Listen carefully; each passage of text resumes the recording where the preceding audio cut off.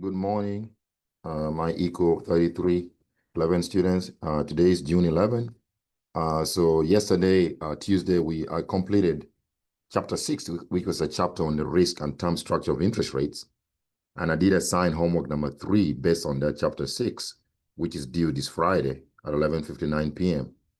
So make sure you watch the videos. There are 2 separate recordings, chapter 6 part 1 and chapter 6 part 2 on that chapter that should allow you to do your homework 3.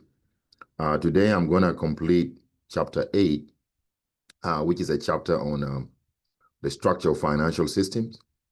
Okay, then I will upload the video for this chapter as well at Canvas, and then tomorrow I will complete probably chapter 9. Then I will assign quiz number 3 based on either chapter 8 or chapter 8 and 9 combined, depending on how we proceed. Okay, so I'm going to share my screen, and on chapter 8, then we'll begin from there. So chapter 8, as you see the screen, is going to be an economic analysis of financial structure. So the preview here, this chapter is a lot less mathematical. There's some little bit of math, a little bit on part of it, but not a whole lot. So we are going to, just a preview of it, I'm going to show you guys the structure of financial system in the United States, and we're going to compare that with the structure of financial system in, say, Germany, Japan, and maybe Canada. What you're going to say, what do you mean by the structure of financial system? The question is going to be, if a typical American company is seeking external financing for its business activities, where do they normally go? Do they go seek bank financing, or what they call debt financing, or do they go seek equity financing, stocks? Okay, so we'll talk a lot about that. Then we compare that with what happens in other countries like Germany. If a typical Germany is seeking external financing for its business activity, where does that company normally go in Germany? Do they go to seek bank financing? You're going to see remarkable differences between the United States and other countries. Okay, so the preview here. So we know that a healthy and vibrant economy, okay, healthy and vibrant economy requires a financial system that moves funds from people who have saved to people who are productive investment opportunities. We talked about this over and over again in this course.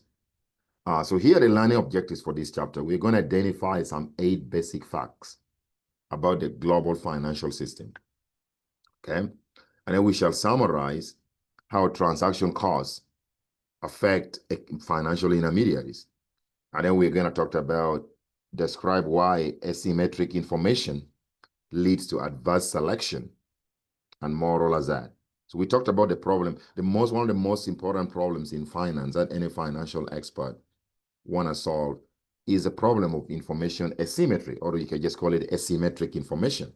And I talked about it in the earlier chapter 2, where we said asymmetric information is the idea that one party to a transaction will have more information than the second party. A transaction, be it financial transaction or any other transaction, always involves 2 parties.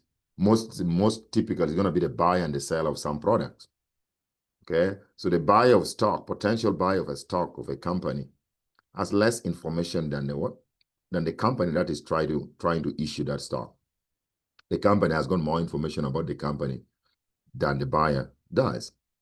Okay, if you're buying a used car, let's say a used Toyota Camry, which was made in 2022, as a buyer of a used car, you have less information about how that car performs. But the person who has been driving that car, who is trying to sell it to you, knows 100% how the functionality of that car, and how good in terms of the quality and how it is. But they just never disclose everything about that car to you when they're selling it. Otherwise, they will not sell it if they tell you that, oh, this car is so bad. Okay, so that's going to be a huge problem. Okay, another problem is a problem between borrowers and lenders. When you go borrow money from a bank, let's say to start a business, you submit like a business plan to the bank, asking for a business loan. You're not going to tell the bank how crappy your business is going to be. Otherwise, the bank is not going to leave you alone. But you, as a borrower, you know whether that business is going to succeed or not, that there's some bad things that might happen. But you never disclose that information to the bank. Otherwise, you're not going to get a loan. So in other words, the borrower has more information, than the lender, than the bank that is trying to give you the loan. So this all is true. Okay.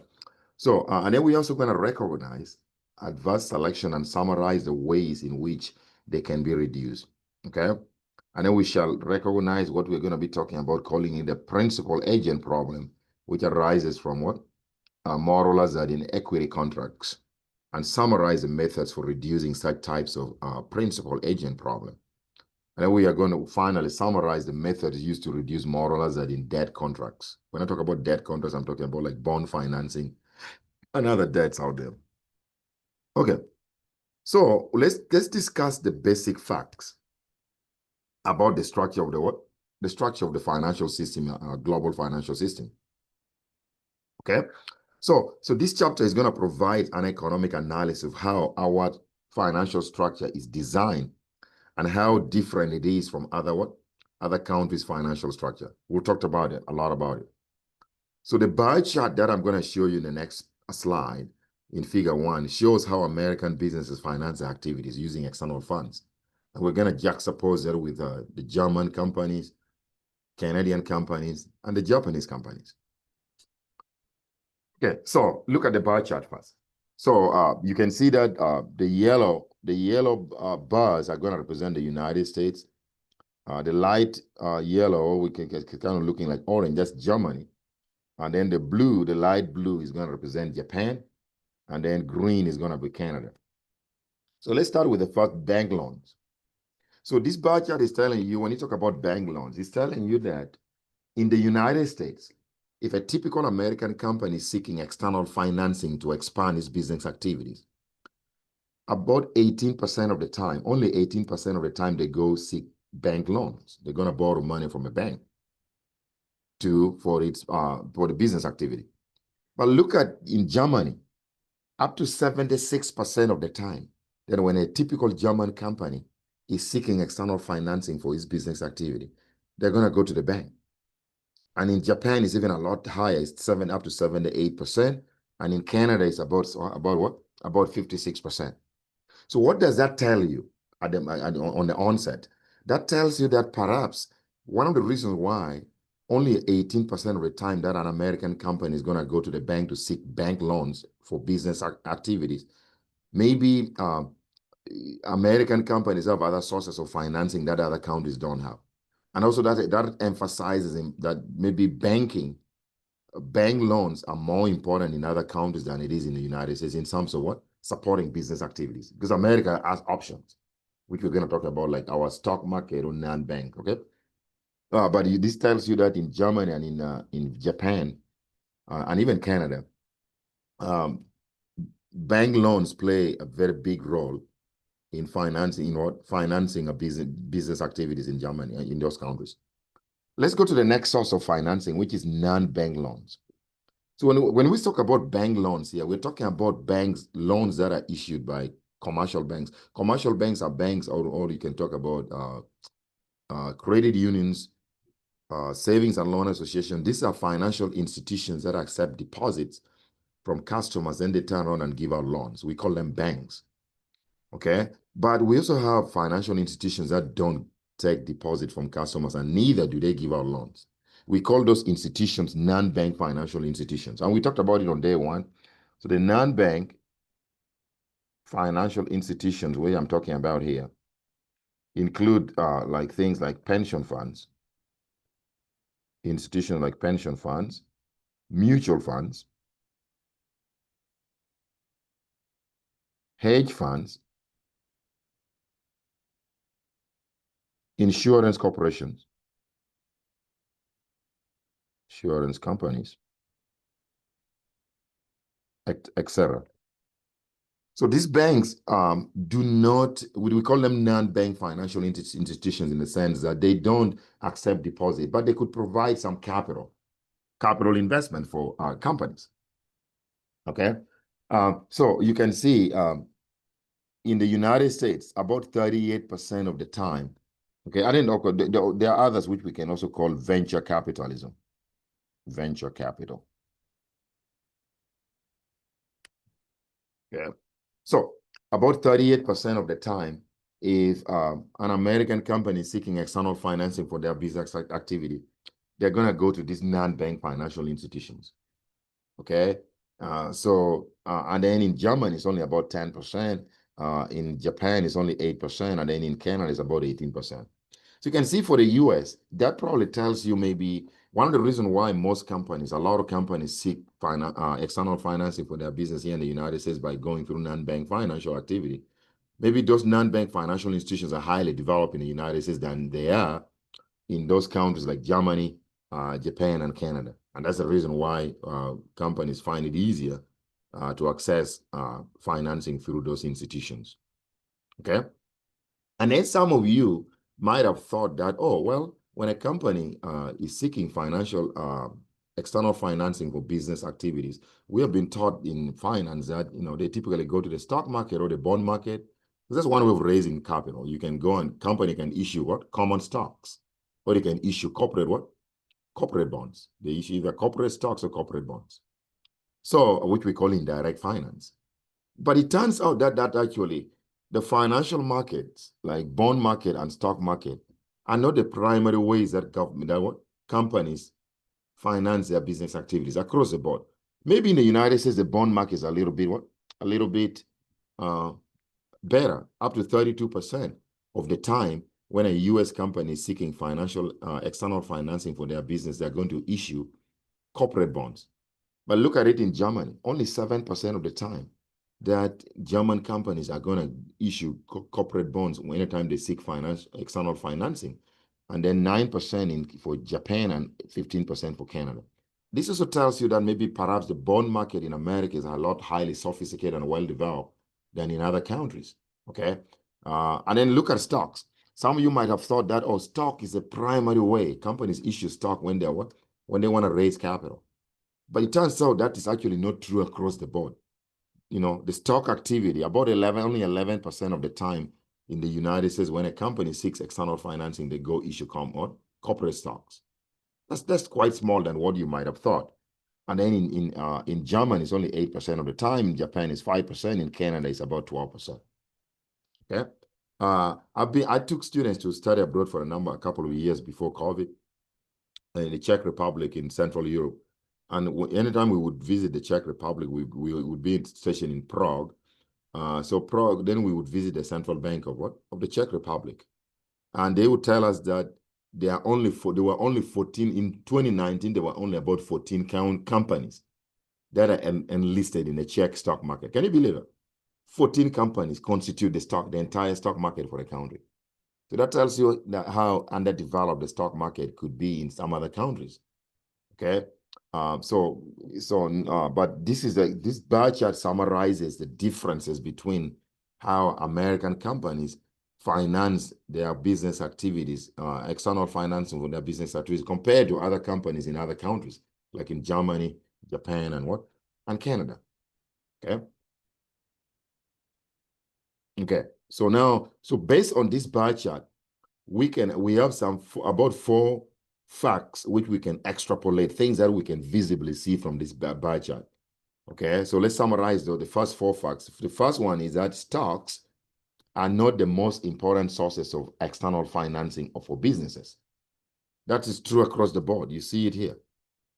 Stocks are not the primary way that businesses finance activity. Then the second one is issuing marketable debt. When I say issuing marketable debt, I mean issuing bonds, corporate bonds. Issuing bonds and equity securities. When I talk about equity securities, I mean stocks. Because stocks are equities, bonds are debt instruments. So issuing debt or equity is not the primary way in which business finance their operation. We see that. If you combine these two, issuing debt or issuing equity, it's still not the primary ways that businesses finance activities across the board. Even though in the United States, the bond financing is a little bit better, up to 32% of the time.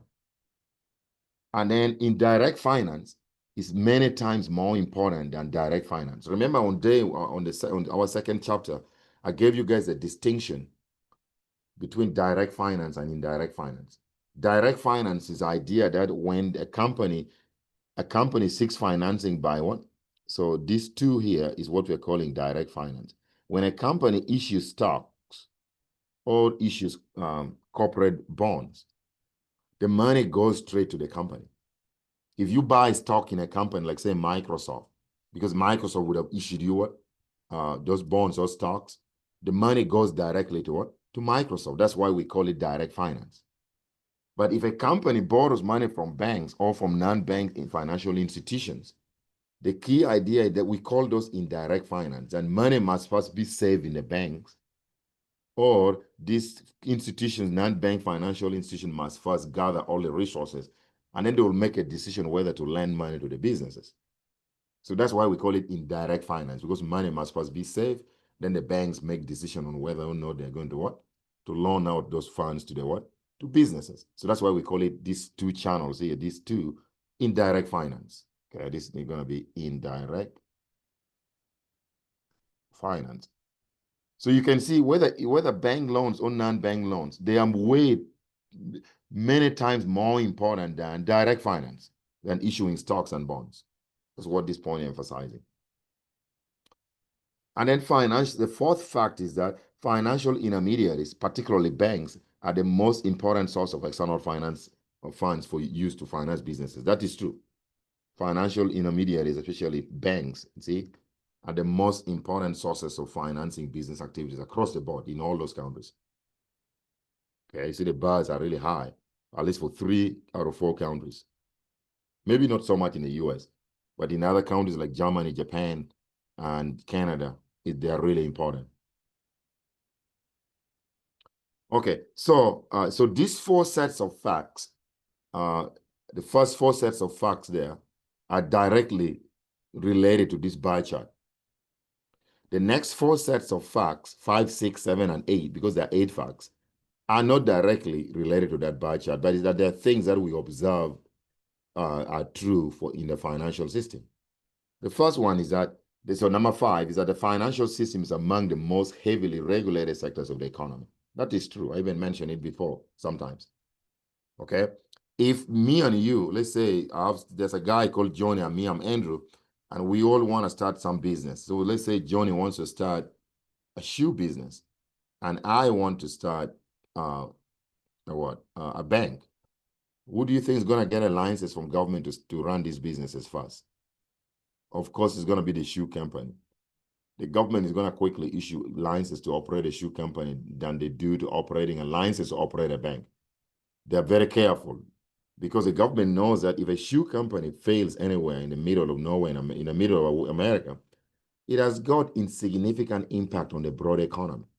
But if a bank like, say, Bank of America or Citibank, especially too big to fail, they have significant implication. They carry with them what we call huge systemic risk to the entire economy. It can drag the entire economy with it. They say Bank of America to fail. So the government is going to ensure that whoever runs the bank needs to have all the right tools and expertise to be able to run that bank. So when you apply to start a bank, the government may not approve you quickly, give you a license to start a bank. No matter how much money you may have, you may be a billionaire, you can still be denied a license because the government might argue that you don't have the technical ability or personnel around you to run that bank. Okay, so we regulate the banking system more than any other sector of the economy. And then the other number 6 is that only large, well-established corporations have easy access to securities markets to finance their activities. Okay, what do we mean by here? So well-established corporations in America or even around the world can easily issue stocks, issue bonds to finance their activities. But less established companies may not be able to do that because people are not aware of those companies in the first place, or maybe the risk of investors putting their money there is too high. Okay, so that gives like large established corporations like easy access to financing their business through the what? Through the bond and stock market, through the securities market. And then number 7, collateral is a prevalent feature of debt contracts for both households and businesses. Collateral is what you show to the bank something of value that you're going to give it to a lender just in case you default paying back the loan. The lender is going to take away your property. For example, if you might go to the bank, you may have a house a $1 million home that is fully paid off, you have a house title, and you want to borrow maybe $500,000 from Bank of America. So you're going to say, Bank of America going to tell you, well, you need to show us something of value just in case you default. We can come after that. Then you give the title of your house to Bank of America. So that title becomes a collateral. Again, it's the loan they're going to give you. Just in case you default, Bank of America knows what they're going to come after. They now have the house title to your house. They can come and sell your house to recover their money. That's what collateral is. Okay, when we are giving money to individual, like household, like a head of a household goes borrow money from a bank, they present collateral. But for businesses, well-established businesses, they're going to use what we call net worth. When a business is borrowing money, they use net worth. They have to show their net worth to the bank. Net worth is the difference between assets, is assets minus liabilities.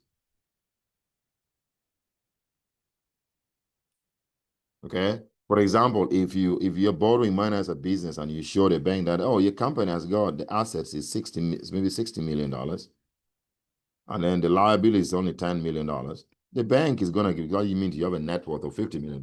They may give you a loan in a hurry because you have already way more assets. You're less likely gonna default.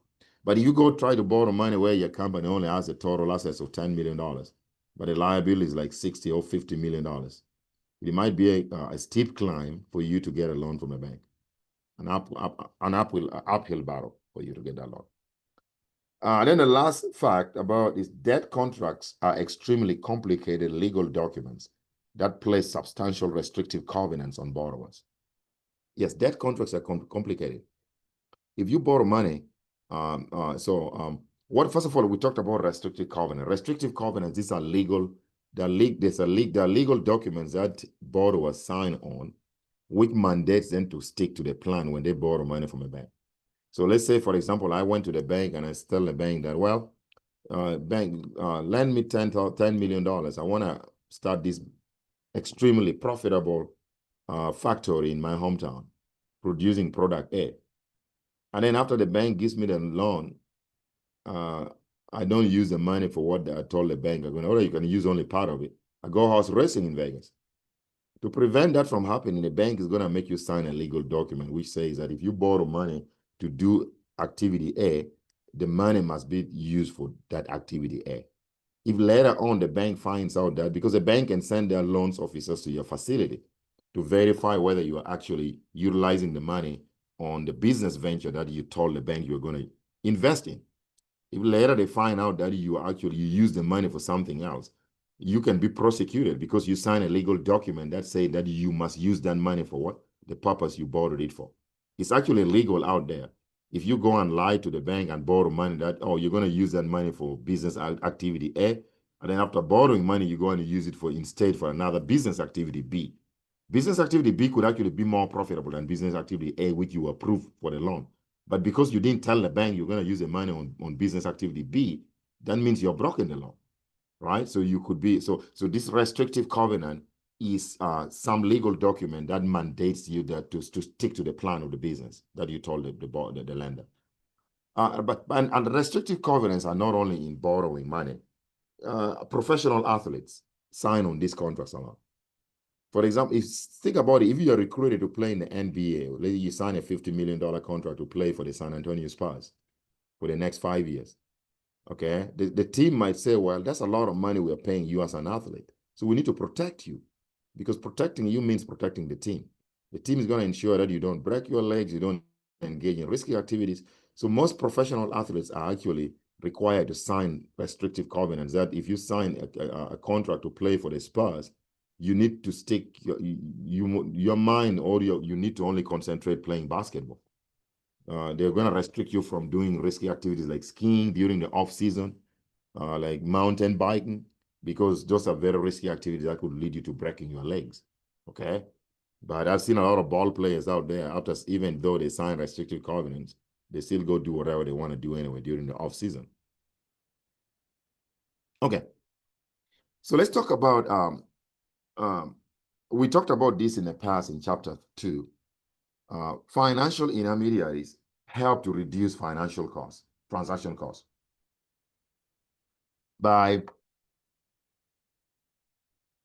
because of what we call economies of scale.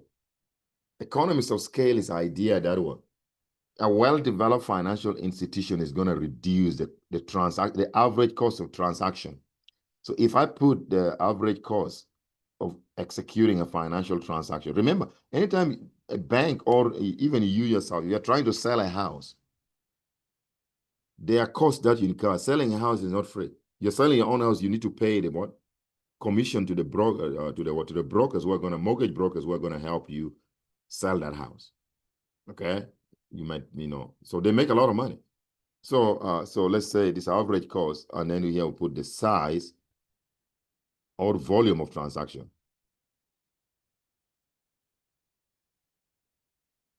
So the economies of scale is this thing going down forward. That if the volume of transaction is low, let's say back in the days when we didn't have banks, people loan money among each other, that would come with a very high cost.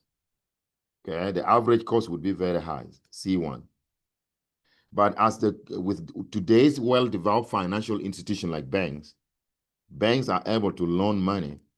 So as the volume of transaction increases, the average cost of transaction falls. So the reduction in the average cost of transaction, the reduction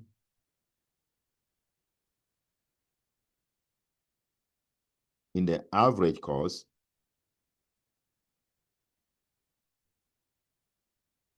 of transaction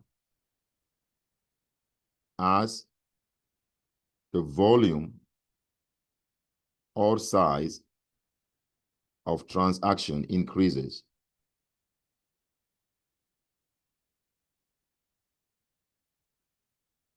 Is what is called economies of scale.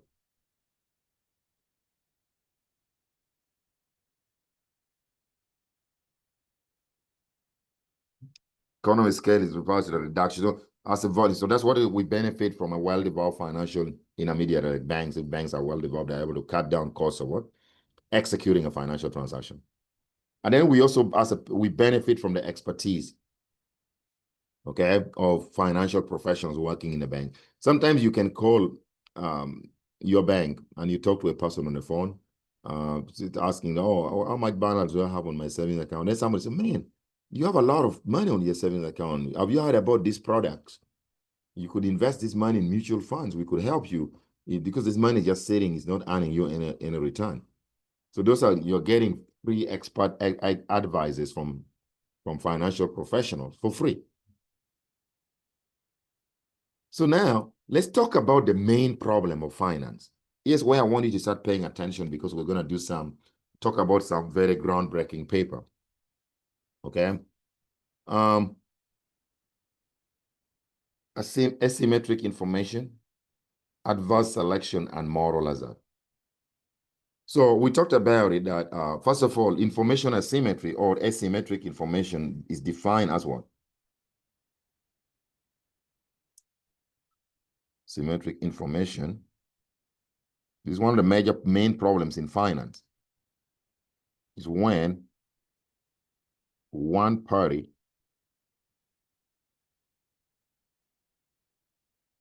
to a transaction or on a transaction has more information, more info than the second party. Because the financial transaction often involves two individuals, two parties. Example, the buyer of a used vehicle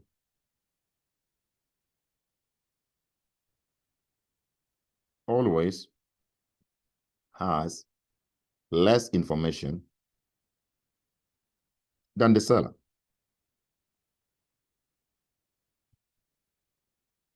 Okay? Or the borrower always has more information than the lender. This always true. So that information asymmetry or asymmetric information can be subdivided into moral hazard. Moral hazard happens after the transaction has developed. What is it? This notion that you went to the bank and borrowed money that, okay, and told the bank you're going to invest the money in an ice cream machine in your hometown.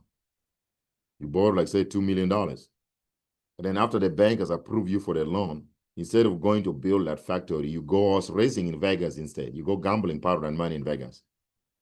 That's a moral hazard because it's happening after the transaction has occurred. Arises after the transaction has developed. The bank has already approved you for the money. They've given you the money, the loan, and then instead of putting the money on what you told the bank you're going to put the money on, you instead go and what? Use it for something else. That would be a moral hazard on your part. So it's a component of what is information as asymmetric information problem that comes after the transaction. Okay, but there's a part of asymmetric information that comes before the transaction. Let me describe that. What we call adverse selection. So adverse selection is a notion that let me give you an example on this. Let's say in the past, Bank of America was giving loans to all different risk groups in the economy, even loaning money to extremely risky borrowers. And then for some reason, the risky borrowers defaulted on their loans. And then Bank of America comes up with a policy that going forward, anybody with a FICO score with a credit rating below 650 is automatically denied a credit if you go and apply for a loan. Even though some people who may be within that category, maybe a credit score below 650, could actually have very interesting or very lucrative investment projects that could actually succeed. But because Bank of America has already come up with a policy that your credit score falls below a certain threshold, you are automatically denied credit. So it becomes an adverse selection problem. And that happens before the transaction because the loan never takes place. That's why we're saying it happens before the transaction. Okay, so those are the two examples of information asymmetry, or you can call it asymmetric information. Okay. So now I want to discuss this a paper which was published in 1970, a groundbreaking paper that led the author to winning the Nobel Prize in economics. Okay, it's one of the papers that is used for tackling the problem of adverse selection. And I'm going to talk about this paper because this is a paper that every finance major or economics major must read. Because if we are really talking about the problem of information asymmetry, which is one of the most important problems in finance, okay? If there's a groundbreaking paper that won the Nobel Prize in economics that talks about that, then you should, if I'm an economist or finance major or any business major, I would want to read that paper in a hurry. Okay? So let's talk about that paper. That paper is going to be describing the problem why transactions never take place. So that means it's describing the problem of adverse selection, which is a subcomponent of what? Information asymmetry. Okay? So the paper was published by a professor at UC Berkeley. His name is George Akerlof.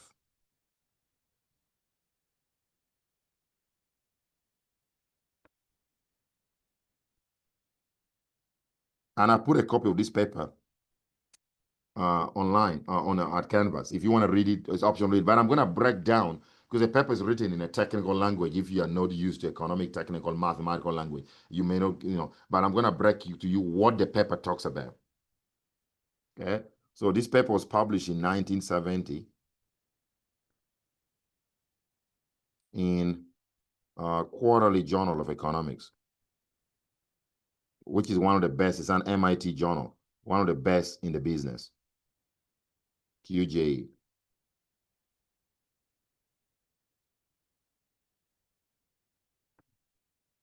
So the title of the paper that paper that published by George Akerlof is I want to expand this. So you see.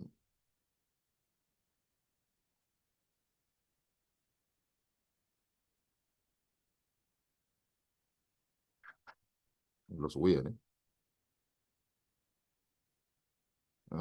So I may want to close this.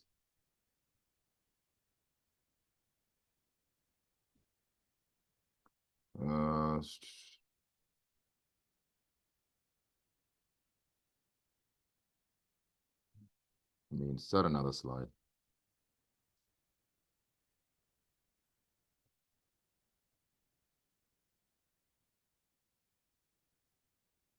Okay. So I said it's George Akerlof paper.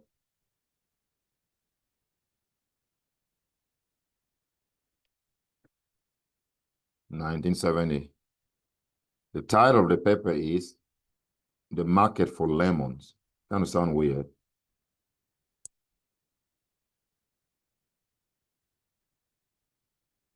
Full column. Quality and certainty, and the market mechanism.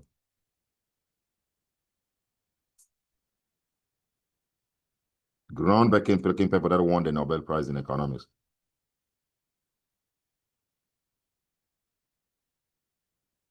Okay, as I say, this paper was published in QJE, Quarterly Journal of Economics, one of the best in the business, an MIT journal. Okay, so I'm going to break down what George Akerlof is going to be talking about here. So George Akerlof is arguing that, so the lemons problem, you see that from the title of that paper, the market for lemons, quality uncertainty, and the market mechanism. He's arguing that if quality cannot be assessed by the buyer is willing to pay at most a price that reflects only the average quality of the product. So what is George Akerlof talking about here? Okay, so let me what I'm going to talk about here, I'm going to say I'm going to open this to make you understand what is describing. And in that paper, he used several markets to illustrate where buyers sometimes are not sure about the quality of the product they're buying. So if you're the buyer, you're not sure of the product you're buying, the price you're willing to pay does not reflect the quality of the product itself, okay? Because you don't know what is going to be. So let's talk about that. So let's talk about start with the market for what? Used car market.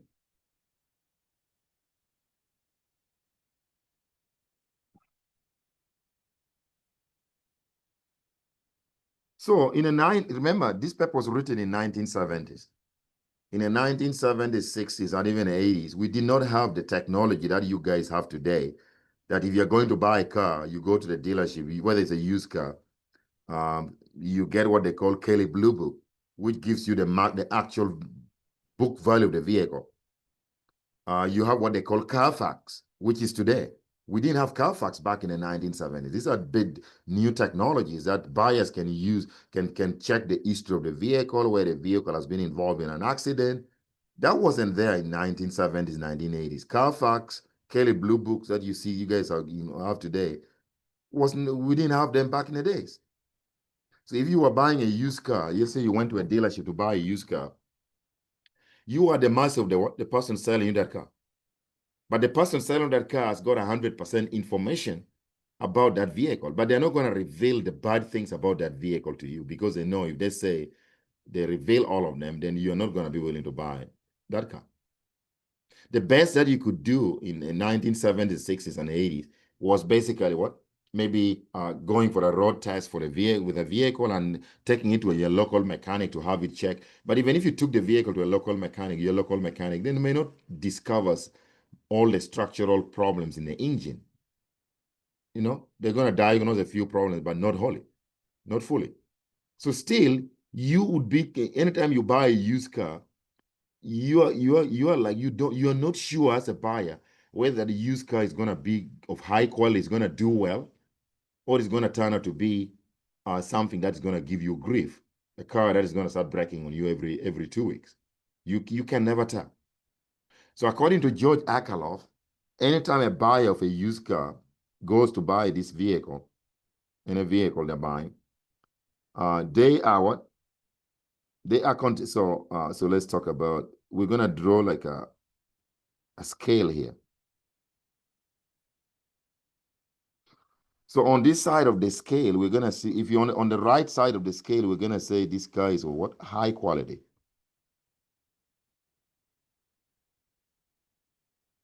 And then on this side of the scale, we're gonna say it's poor quality. That the car, the used car you're buying will turn out to not to do very well. Poor quality is also what George Akerlof described. He calls it lemon. High quality is what we call peach. if you go to the market for fruits and somebody's selling you a peach versus a lemon is a low quality fruit than a peach. You know that. So we just coined the word peach to represent that car is going to be of high quality. And then George Akerlof argues that when the buyer is going to buy it, look at, if I take 10 Texas State University students to a used car dealership, and let's say we are all looking at a Toyota Camry, which was built in 2023 or 2020 Toyota Camry. All of us will have different opinions on that vehicle. Okay? So somebody might say, I think this vehicle is going to do well. Some individual might say, some other individual might say, no, I think it's crap. I think this thing looks like it's going to break down soon. Somebody might say, oh, I think it's a 50-50. Okay? So each of us are going to have our own feelings, our own subjective views about what we think about that car. So now let's pick one buyer in the market who might want to buy that used vehicle. So given the info, how much I've read about a particular vehicle, how it performs, this buyer say, John might say, well, I'm going to sign a probability. So we're going to sign a probability. Q is going to be the probability. Probability means the likelihood that an event is going to occur. Because this Q is on the high quality side. So that means John thinks there's a probability, Q is a probability likelihood that the used car is of high quality. That's what they think. Remember, there are only two events occurring here. If you buy a used car, it can either be high quality, turn out to be of high quality, or it can turn out to be low quality, meaning that the sum of the probability, you guys did basic statistics, the sum of probability must always add to 1. So on this other side, because there are only two potential outcome of events here, a car you're buying might be of high quality, or it can be poor quality, a lemon, then John is going to assign probability 1 minus Q. 1 minus Q is the probability or the likelihood that the car is of poor quality. They think that it might be poor quality. It was a probability 1 minus Q. So if you assign a particular number, probability, remember, are numbers that are bounded between 0 and 1. The probability of an event occurring is not greater than 1. You know what I mean? It's bounded between 0 and 1. Okay? And the buyer is not going to be 100%. When you say you're 100%, anytime you're buying a used car, you're not 100% sure that the car is going to be of high quality. Nobody does that. Okay? So that means the probability is going to lie between 0 and 1. So let's assume that John assumed that this Q is 80%. 80% in decimal is 0.8. See, 0.8 is a number lying between 0 and 1. So that means John thinks there's an 80% chance that the particular used vehicle that they're looking at is going to be of high quality. Okay, that means, what about the other 20%? The other 20% would be the probability 1 minus Q, which is the same thing as 0.2. Because if Q, which you said here is 0.8, then 1 minus 0.8 gives you 0.2 or 20%. So they think that is a probability 0.2 that this particular used car is going to be poorly run. And then George Akerlof argues that the market can agree. We can all agree that if a used car is of high quality, let's just put it, this is just a hypothetical. Let's say we all agree that, for example, we agree that a used car, the price or the value of a high quality used car, when I say PH stands for the price of a high quality used car. Let's assume that the market agrees that it should be priced at $10,000. And the market also agrees that if a car is junk, it's of poor quality used car, like the first car my dad bought me when I was a teenager, it would take 10 minutes to start, 10 minutes to stop. Those junks, that means that the market will agree that the price of a low quality vehicle or a lemon should be priced at $1,500. But the problem is the buyer doesn't know whether this car is worth $10,000, worth $1,500, because they cannot assess the quality. So the best the buyer can do, they can use their own judgment and probability, like we're talking about. So this particular buyer thinks that there's only 80% chance that this car is going to be of high quality, and there's only 20% chance it's going to be of what? Low quality. And if you go to some other buyer, another buyer, maybe Sarah, might think that, oh, this is a 60% chance. Sarah may have so this probability is buyer specific. It differs from buyer to buyer. Remember, I told you if I take 10 Texas State University students, like your class, to a dealership in San Marcos, and then we're looking at a used vehicle, a used Toyota Camry, all of you are going to have different perspective about what you think of the quality of that vehicle. Some people might say, I think it's an 80% chance it's going to be of high quality. Somebody might say, oh, I think it's only a 30% chance I think it's going to make it. It's going to be of high quality. See, so the probability is buyer specific. Okay, so George Akerlof argues that if quality cannot be assessed, the buyer is willing to pay at most a price that reflects average quality. So in statistics, you guys did statistics. The word average in statistics or mean, average value in statistics, mean, is the same thing as the mean of something. Mean value, or it is also the same as the expected value.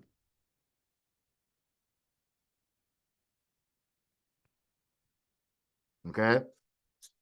So we are going to compute the mean, the average price that this particular buyer wants to buy. The buyer will reveal the probability that they think there's an 80% chance that this, what would be the price they're willing to pay?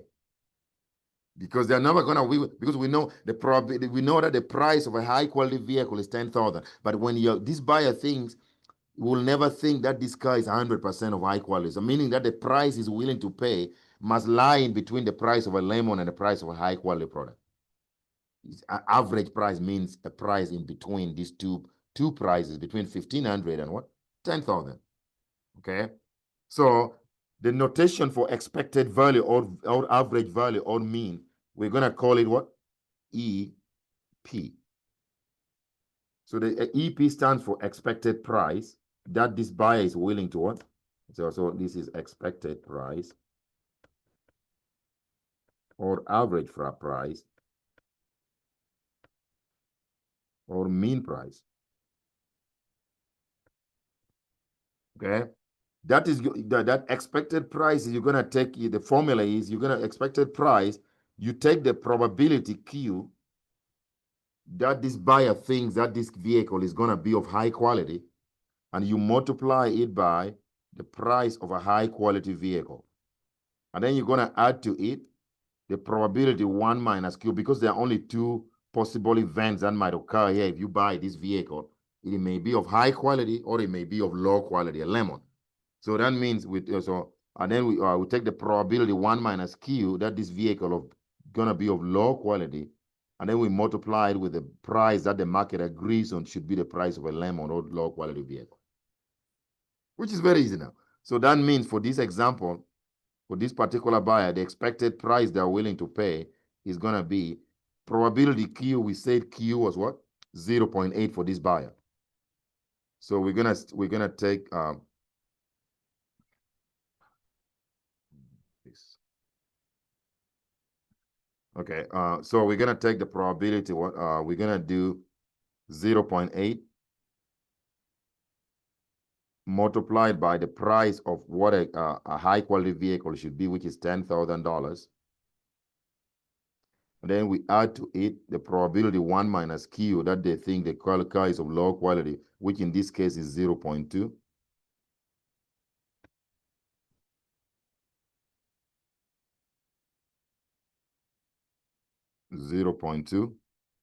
And then we're going to multiply that by the price of a lemon, which is given the problem as what? $1,500. So when you do the math here, so the expected price that this particular buyer is willing to pay, 0.8 times 10,000, that gives you what? That's $8,000. Plus 0.2 times 1,500, that is $300. So according to this buyer is willing to pay the expected price or the average price they're willing to pay for this vehicle is $8,300. See, they're never willing to pay the what? The maximum price, which is $10,000. So on the scale here, this buyer wants to pay a price which is what? $83,000, $8,300. Okay. So let's do another. What about some other buyer? Because we say that probability is buyer specific. Other buyers may have different mindset about what they think the value of that car should be based on their probability whether the car was going to be what? A lemon or a peach. So let's go to some other buyer. So this buyer, we know that, so let's assume that this buyer thinks that the probability Q that the car is going to be of high quality, that probability is only like what? This buyer may say it's only 50%. They think it's only a 50% chance the car is going to make it. 50% is the same thing as 0.5. You know that? That means on the other side of the scale, so this is high quality. So this buyer thinks that there's a 50% chance that this car is going to be of high quality. And they also think that there's a 50% chance, so the 1 minus Q probability that they think the car is going to be of low quality, which is the same thing as 0.5. Because the sum of probability must add to 1. So on this side of the scale, remember this side represents low quality. But we know that the market agrees that the price of a low quality vehicle, PL, is supposed to be $1,500. That the market price already. And then the price of a high quality vehicle should be $10,000. Okay? So the expected price that this particular buyer is willing to pay is the same formula. Expected price, you're going to take the probability Q that this buyer thinks this car is of high quality. You multiply it by the price of a high quality vehicle plus the probability 1 minus Q that they think the car is of low quality multiplied by the price of a lemon or the price of low quality PL. So this buyer is willing to pay what the expected price they're willing to pay is going to be equal to Q is going to be 0.5, given in the problem. That's a probability of a high quality stuff, times the price of a high quality, which is going to be $10,000, plus probability 0.5 times price of a lemon, which is what? $1,500. Okay, so 0.5 times 10,000, that's going to be $5,000 plus 0.5 times what? 1,500, that's going to be $750. So according to this buyer, the average price or the expected price that they're willing to pay for this car is $5,750. See? So every buyer is going to have their specific probability, and that specific probability that they think the car is going to be good or bad will determine how much price they're willing to pay. So this particular buyer, you can see, is willing to pay what? He or she is willing to pay a price of what? $5,750. If you compare it with the first buyer that we did, the first buyer was willing to pay $8,300. Okay? So let's do another.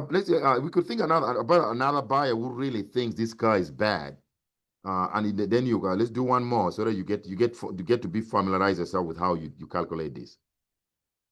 Let's go to some other buyer who thinks there's only so there's going to be another buyer here. So we this is high quality on this scale, side of the scale, low quality on this side of the scale, or lemon. So this buyer, let's say this buyer thinks that the probability that this car is going to be of high quality is only 0.2. It's 20%. Or 0.2 in decimal. That means the buyer thinks that the probability 1 minus Q, which is in this case, if this is 20%, then 1 minus Q, 1 minus 0.2 is 80%. This is 80% or 0.8. They think the car is going to be of poor quality. And the price of a low quality vehicle, that one is given always. Low quality vehicle, it costs, the market thinks is $1,500. And high quality vehicle, we know that it costs what? $10,000. Okay, based on our example here. So this particular buyer, at least the expected price they're willing to pay, or the average price, you're going to take their probability Q, which they think the car is going to be of high quality, times the price of a high quality vehicle, plus the probability 1 minus Q, which they think the car is going to be of low quality, multiplied by the price of a low quality vehicle. So the expected price this buyer is willing to pay is going to be equal to the probability Q is 0.2, multiply that by the price of a high quality vehicle, which is $10,000, plus probability 1 minus Q, which is going to be 0.8. You multiply that by the price of a low quality vehicle, which is 1,500. So you see it's flipped. Okay. So you can do the math there. You know that 0.2 times 10,000 is going to be 2,000. Okay. Then 0.8 times 1,500. What is 0.8 times 1,500? 0.8 times 1,500. That's going to be $1,200. So you get 2,000 plus $1,200. That's going to be 3,200. So this buyer really has a very low opinion about this vehicle because they think there's a far much bigger chance that this vehicle is going to be of low quality than they think is going to be of high quality.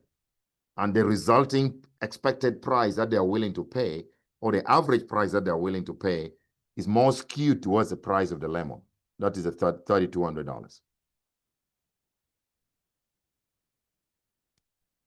Okay, so when you compare, this buyer is willing to pay $3,200.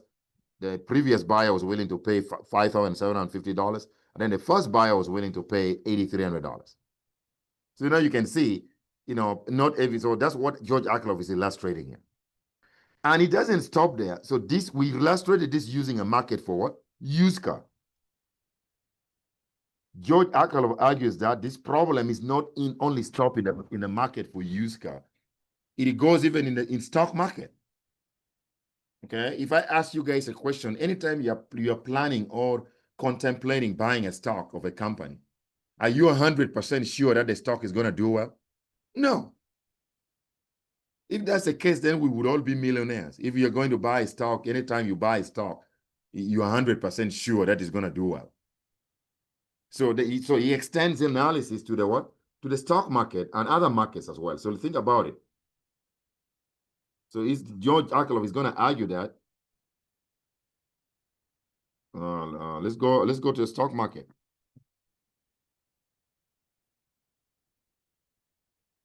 If you're a potential investor, you're going to be revealing. So this is going to be the same idea. So let's say this particular buyer was staring at this stock. And on the other side of the scale is the same thing. We declare what the price of what the good is the stock is of high quality, meaning that the stock is going to do well. When on this low scale, we're going to say low quality stock. That means the stock going to turn out to be what? A lemon. Just like when you buy a car, the car may be turned out to be high quality, it may turn out to be low quality. That's the same thing with a stock. You buy a stock of a company, the company may go bankrupt or may lose the value. Stock value may go down. You lose your money. Same thing. And then he's arguing that. So for this particular buyer, let's assume that they reveal a probability Q that this stock is going to be of high quality. The stock is going to do well based on what they know about the company or they have read about it, which is the same thing as 0.8. So this buyer then thinks that there's a probability 1 minus Q. If Q is 0.8, 1 minus Q is going to be 0.2. Or 20%, 0.2. So this stock is going to be what? Low quality. But let's assume that the price of high quality stock out there average is $300. They say the market price is that way. And the price of low quality stock, let's say, is $50 a share.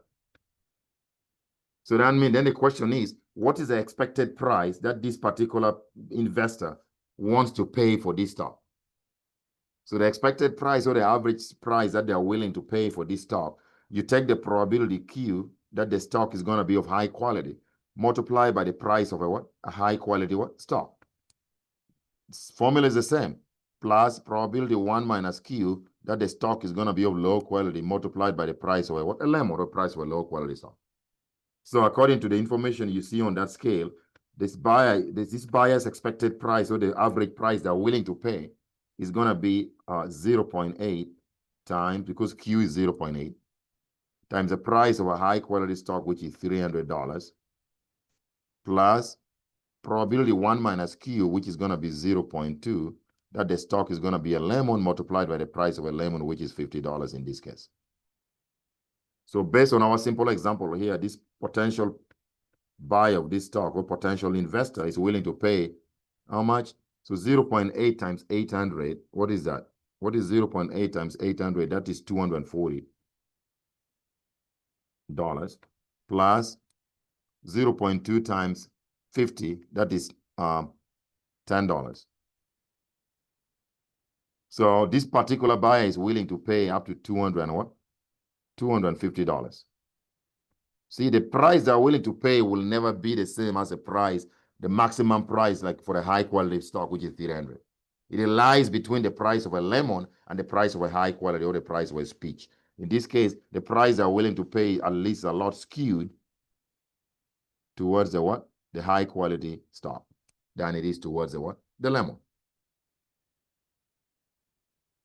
Now you can see that, and you can extend this type of analysis market by market, and even market for real estate. Anytime you're planning to buy a house, as a buyer of a house, you don't know whether the house is going to be of high quality, even though it's painted like a castle. What if you buy that house that is painted from the outside like a castle? Because the people who are selling that house, they're never going to reveal to you everything about that house. Maybe the material that they used for building the foundation was crappy. So you buy that house, just 1 year down the road, then the foundation starts cracking on you. And yet it was painted on the outside as like a castle. So everything that you, as buyers of things, goods out there, we're always contemplating whether whatever we are buying is going to do well or is going to do poorly. And you can analyze this with using this George Akerlof analysis. Now, so if every buyer in the marketplace is not willing to pay the maximum for the high quality thing, because they are not sure whether it's high quality or not, what do you think is going to happen? Okay, so now let's continue with the analysis. So George Akerlof then argues that sellers of good quality items will not want to sell at the price of average quality. So let's go back to the example of a used car. If I was driving a Toyota Camry 2020 and I want to sell it, but as a seller, I know that my Toyota Camry is of high quality. So that means if I know it's of high quality, then that means I'm asking for $10,000. That's what you said in our example. High quality used vehicle should cost. But at the back of my mind, I know that any average buyer of a used vehicle is not willing to pay the maximum price for it, for a high quality. The price they are willing to pay only reflect those of average quality. What do you think I'm going to do? If I knew my product that I wanted to sell was of high quality, then I would not even waste my time bringing my Toyota Camry to the market in the first place, because I know an average buyer is not willing to pay the maximum price that reflects high quality. They're only willing to pay an average price that reflects low quality, between low quality and high quality. And George Akerlof argues that all that is remaining that might remain in the market is going to be poor quality products. Only sellers of poor quality products will try to sell their product, but sellers of high quality product don't even waste time bringing their products in the marketplace in the first place.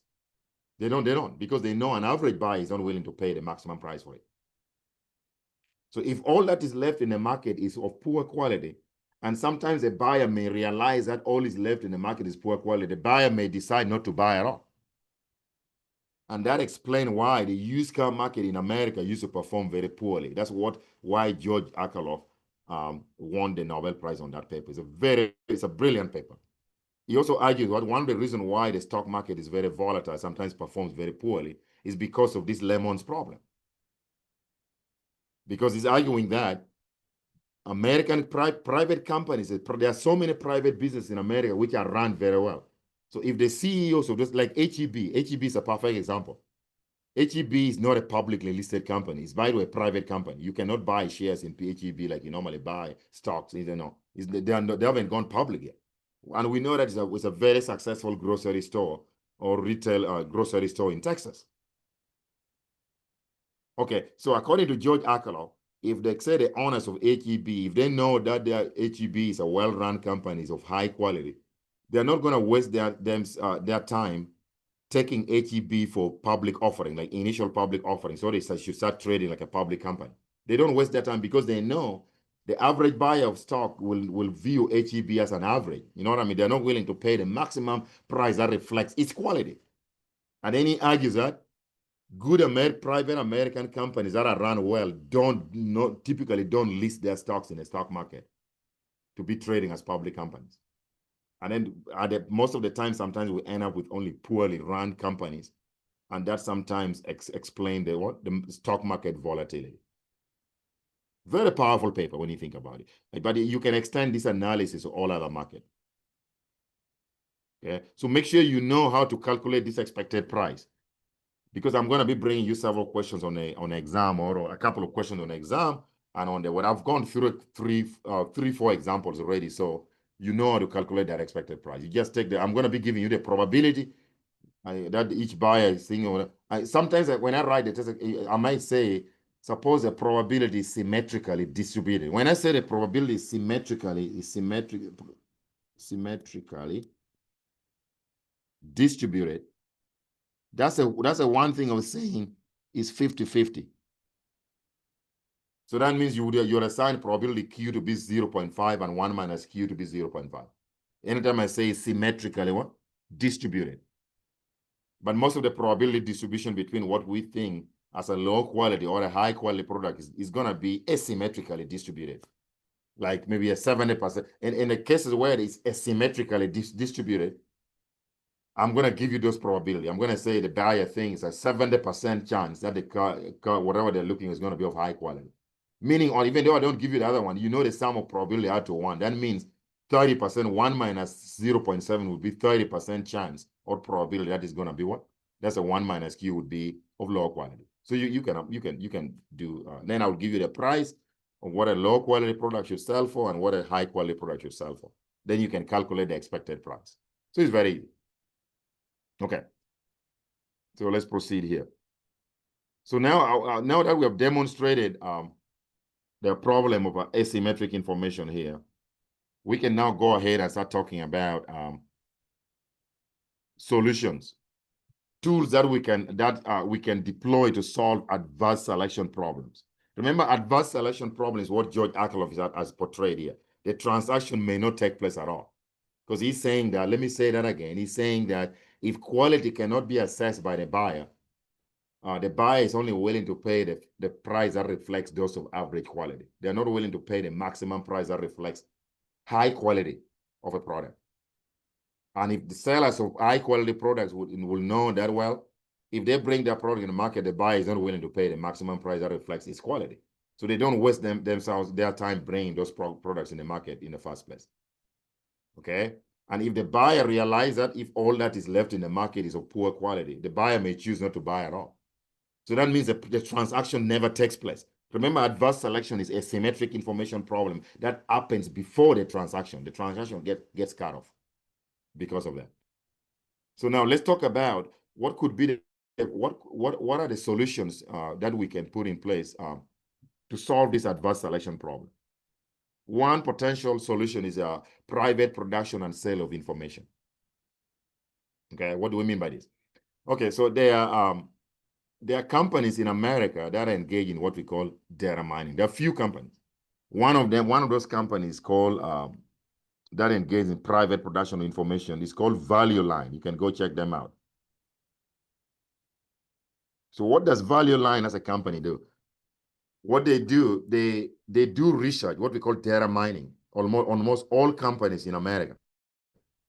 Okay, and then they publish a report about all the companies that or most of the companies that are trading the stocks.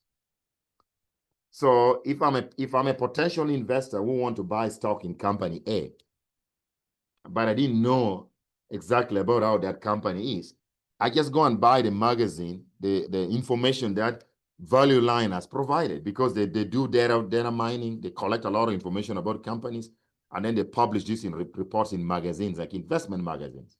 I'm going to subscribe and buy that magazine, read about these companies before I commit my resources to buying their stocks. First, I have to educate myself. If you're an investor, you can't just blindly buy stocks. You need to read about these companies before you commit to. Okay. The problem is, for private production and sale of information can what? There's a problem associated with it, which is called free rider problem. Free rider problem is the idea that somebody may be using this information, may not be willing to pay for it, may not be paying for it. How does that happen?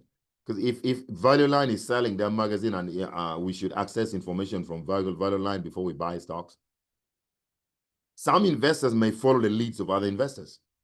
So, for example, I know a lot of people respect Warren Buffett because he's a very successful investor out there.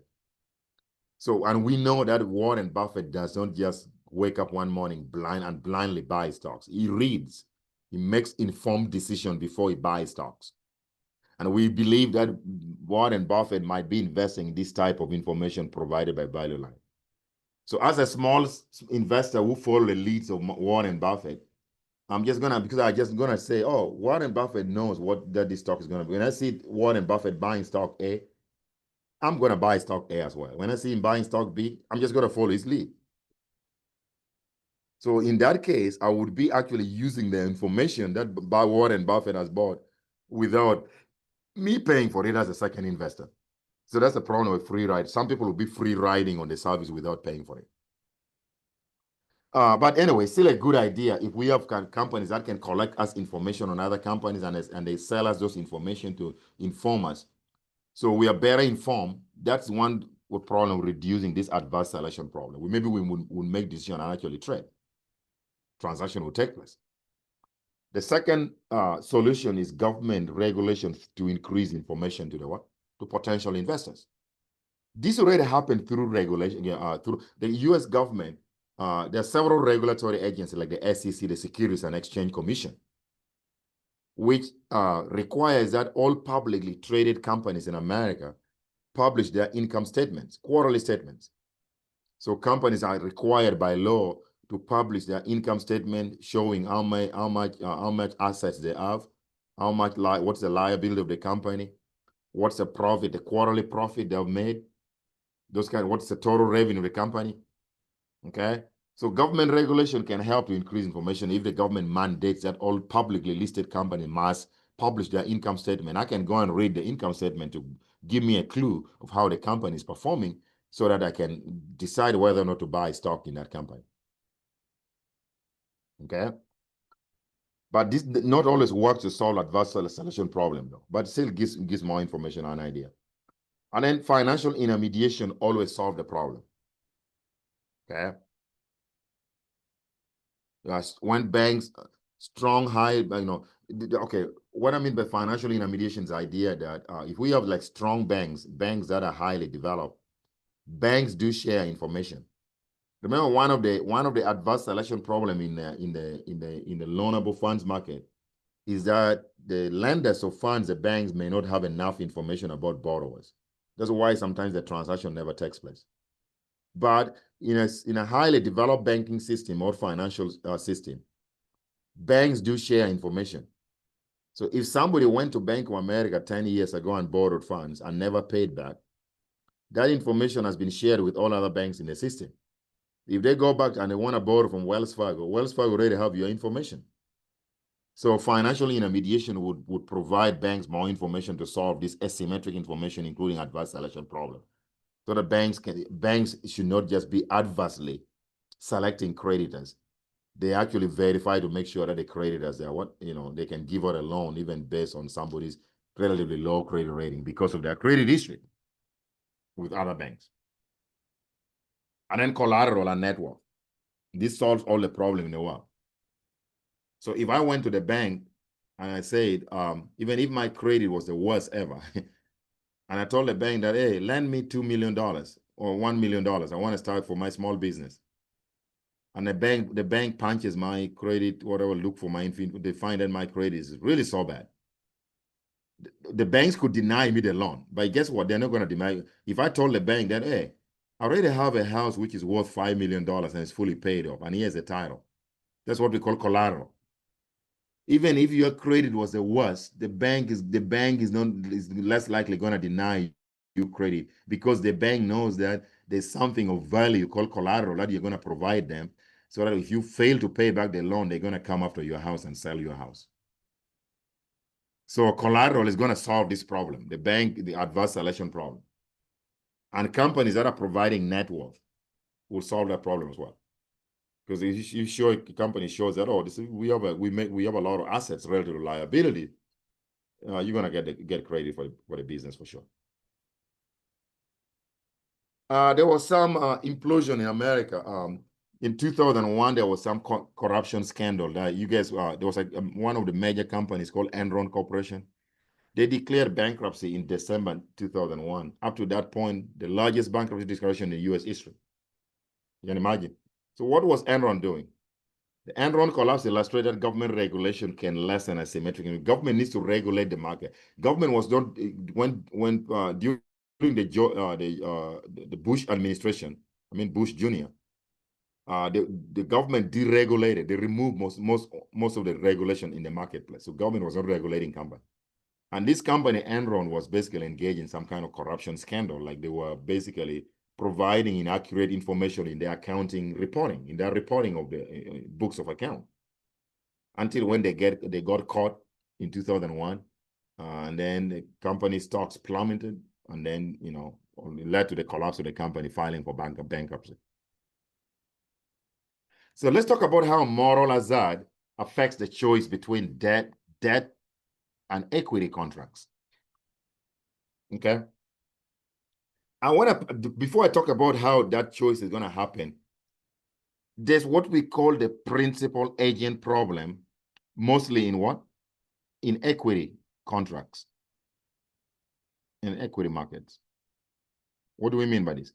So principals, okay, if you know for sure, know that if the people who run the companies are most the CEOs or the managers, they are not the owners of the business. You know that.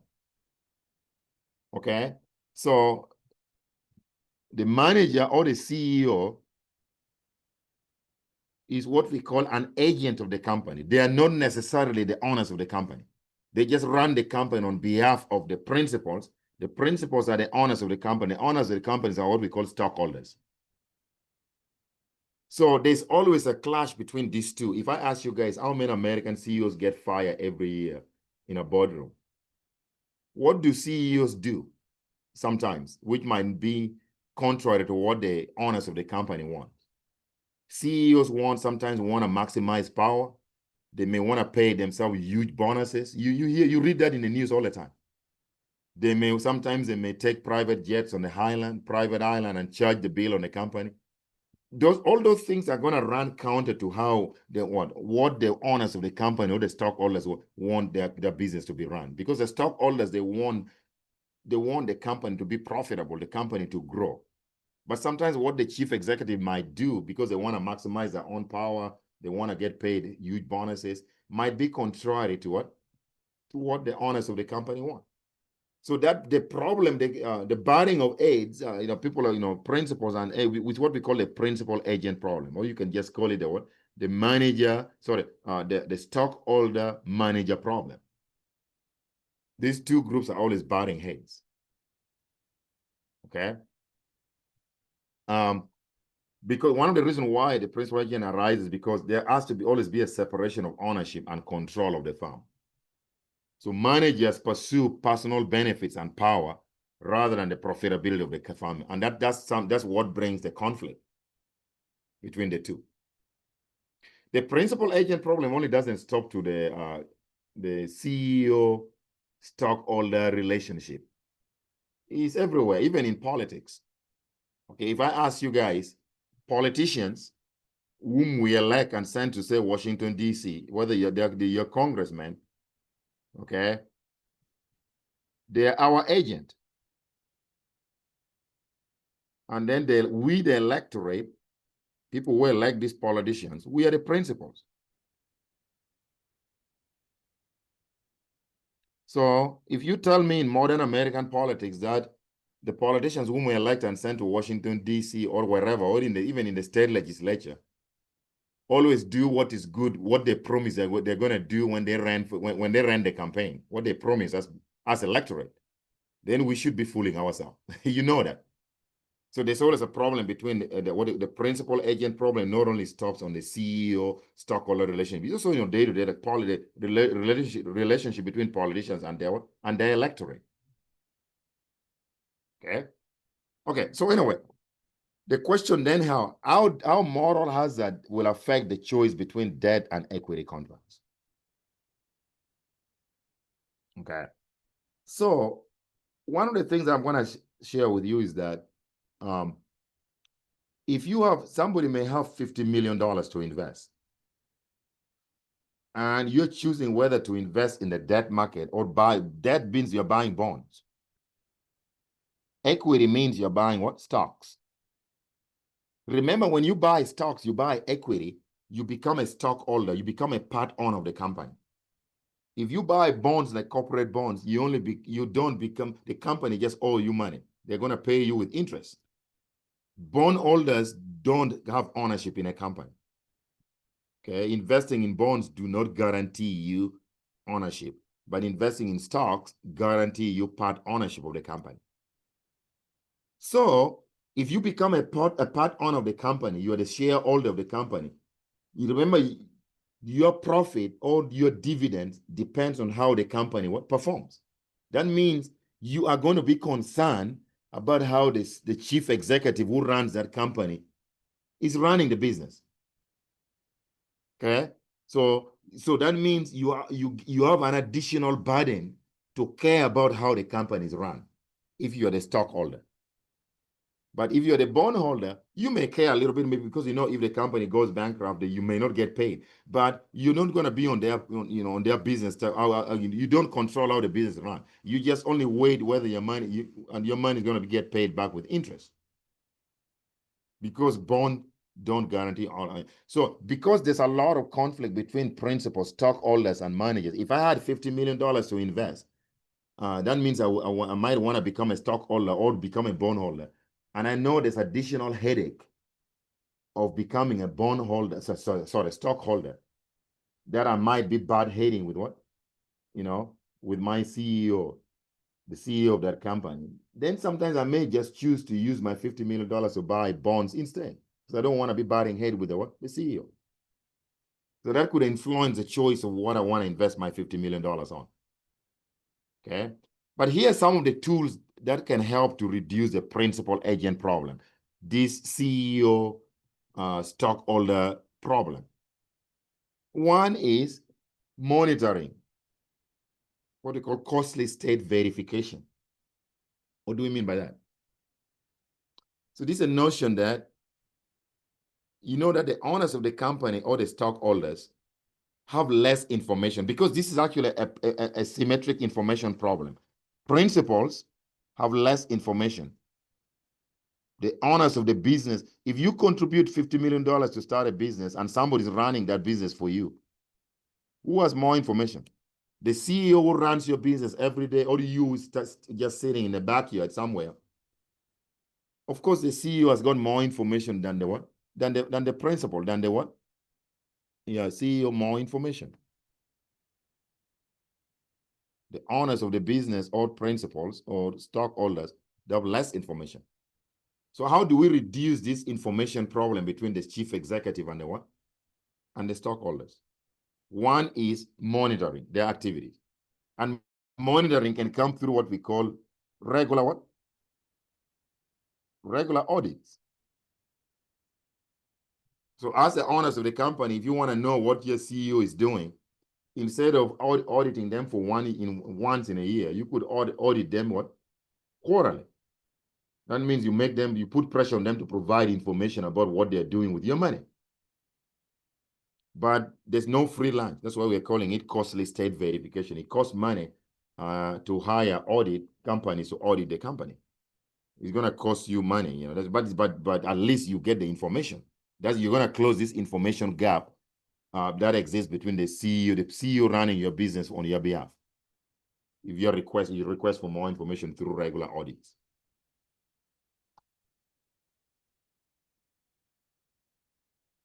And then the second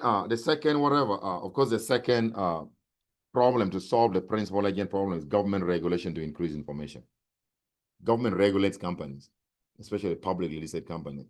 Let them publish what? Income statements, maybe quarterly. So the owners of the business can see those, they can read through the income statements, which the government mandates all what? Public companies to publish. Financial intermediation, a well-developed financial is like banks. Owners of the companies can go and get bank statements to see exactly what the companies are doing, what the CEOs are doing with their monies. So that gets this problem solved, you know, because you get access to bank statements, access to the, you know, company bank accounts, you know, you can easily tell as a stockholder what the CEO is doing by looking at the bank statements. Okay. Then debt contracts. Debt contracts idea that if I might have $50 million and I wanted to invest in either stocks or bonds, I know the principal agent problem is more pronounced in what? When I invest in stocks, I'm just going to buy what? Invest in debt contracts, buy bonds instead. Because if I buy bonds, I don't have to fight with the CEO because I'm no longer an owner of the company. The company just owes me money. If I buy bonds, I'm a bond holder. Okay, those kind of stuff. So how modelers and influencers, so borrowers have incentives to take on projects that are riskier than them. This is how modelers that can influence financial structure in debt markets. Borrowers can have incentives to take on projects that are riskier than the lenders would like. So even though I contemplate to invest in a debt market, buying bonds, companies that are issuing those bonds might be what? They may be tempted to invest in what? Risky projects. So it doesn't mean that my problem is going to go away, because if that company goes bankrupt, I may not get paid back, even though I'm just a bond holder. This prevents if the borrower cannot pay back the loan, then that means I'm what? As a debt holder, or I'm going to be screwed because my money is not going to get paid back. And here are some of the tools to solve modelers that problem in debt contracts. We talked about some already before: net worth and collateral, monitoring of enforcement and enforcement of restrictive covenants. So the notion that somebody's going to take a loan from a bank and say, or they're going to invest that loan $2 million to build a factory in their hometown, and then instead, after taking the loan, they go horse racing with part of the money in Vegas. We can make that problem go away by enforcing restrictive covenant, because restrictive covenant, I talked about it before, is a legal document that a bank is going to make you sign on that mandates you to stick to the plan, that forces you to stick to the plan. And we're going to enforce it. How do we enforce restrictive covenants? We're sending loans officers to your facility to ensure that the money you borrowed is actually being used in what you told the bank you're going to use it for. Okay? So restrictive covenant is going to discourage undesirable behavior. It only encourages what? Desirable behavior. And then sometimes if companies that are people who are borrowing money and giving collateral, the bank might say that we want you to keep that collateral valuable. What do you mean by keeping collateral valuable? So if I went to a bank and borrowed $1 million, and I gave the bank and I gave collateral, a title to my house, which is maybe worth $2 million, that might not be valuable to the bank. I need to still keep that collateral. So the bank is going to ensure that even though I've given them the title to my house, what if the house burns down? What if the house gets flooded? So the bank is going to ensure that even though they have collateral, they have like my house title, they're going to ensure that as long as I owe them the money and they're holding the title to my house, that house must have flood insurance, that house must have fire insurance on it. Because what if the house burns down, the bank is going to be staring at a worthless title of the house, because the house no longer exists. So to ensure that the house the collateral is valuable, the bank is going to force me to have at all times, there must be insurance on that house, like fire insurance and flood insurance, stuff like that. Hail insurance, again, is hail damage. Okay. And then provision of more information, or the bank always want borrowers to provide more information. They want to know how you're doing, those kind of stuff. So here's going to be the summary of what we just discussed in all. They say asymmetric information problem of adverse selection. And these are the tools that we can use to solve them. And they explain the facts that we talked about. You know, the 8 facts that we talked about, which each of these solutions will explain those facts. Okay. And then moral hazard, these are the tools that are used to what? To solve the moral hazard problem. And these are the facts that they help to explain. Okay. So here's kind of like a little summary of those.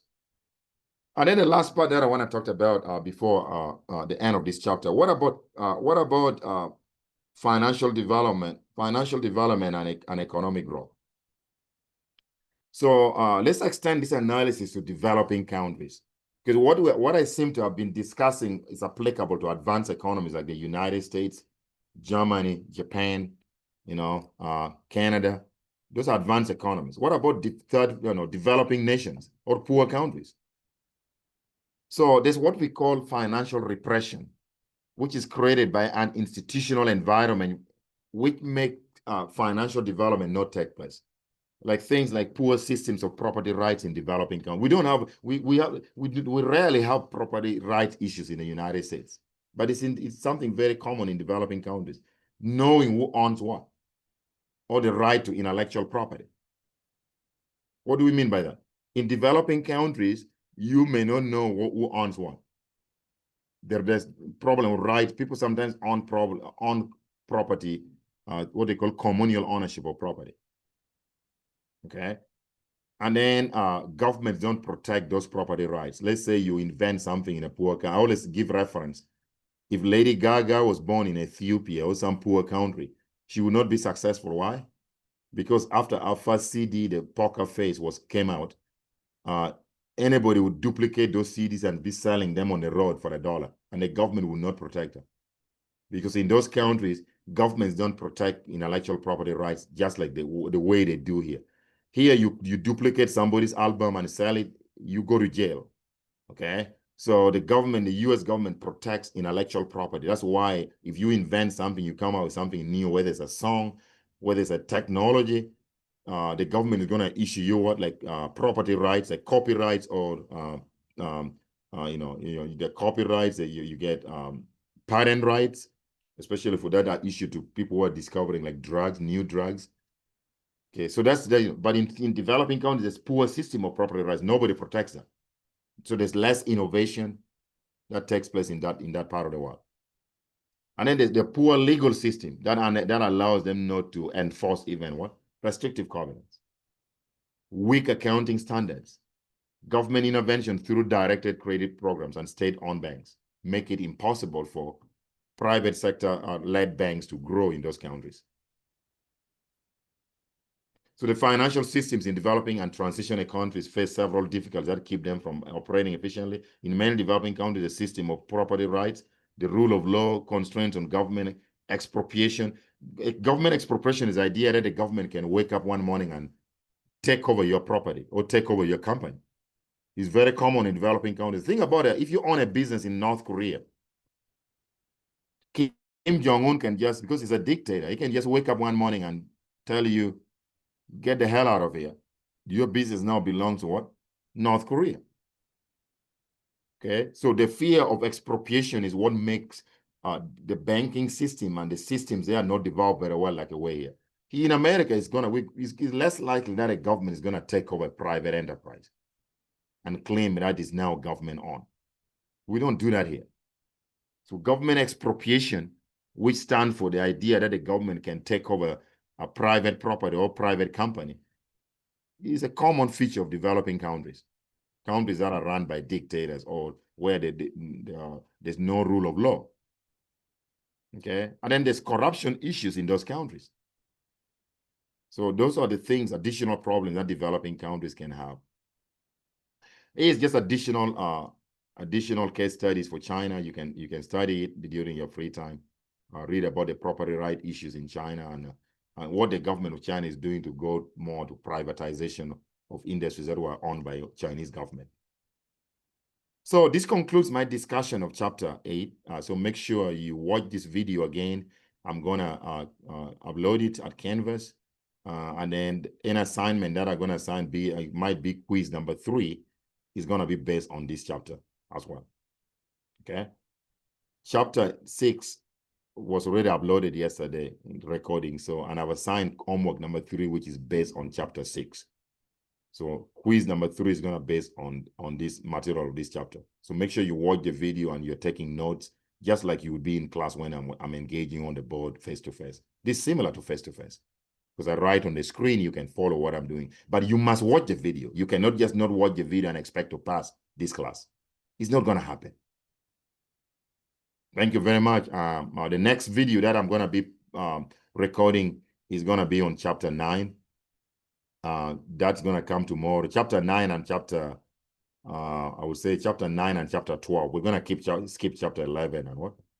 So that one is going to come pretty quickly on you as well. Okay. So I'll see you guys. Talk to you guys later. Bye-bye.